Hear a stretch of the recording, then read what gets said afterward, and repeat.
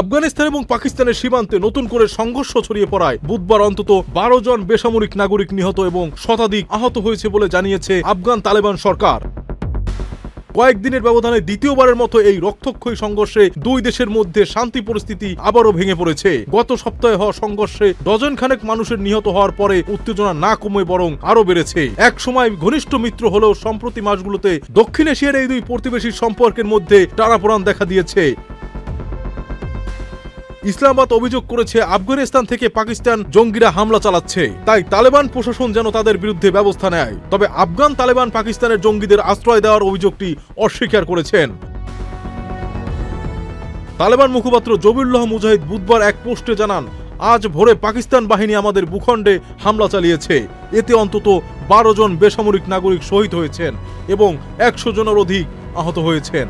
মুজাহিদ আরো দাবি করেছেন, তালেবান যোদ্ধারা বিপুল সংখ্যক পাকিস্তানি সেনাকে হত্যা করেছে, তাদের কয়েকটি পোস্ট ও ঘাঁটিও দখল করেছে, অস্ত্র ও ট্যাঙ্ক জব্দ করেছে এবং বেশিরভাগ সামরিক স্থাপনা ধ্বংস করেছে।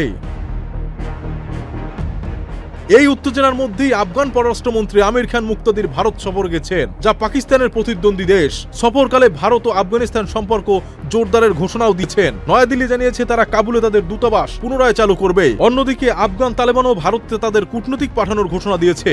এতে স্পষ্ট পাকিস্তানের সঙ্গে সম্পর্কের টানাপোড়েনের মধ্যেই আফগানিস্তান এখন ভারতের সঙ্গে ঘনিষ্ঠতা বাড়ানোর পথে আগাচ্ছে।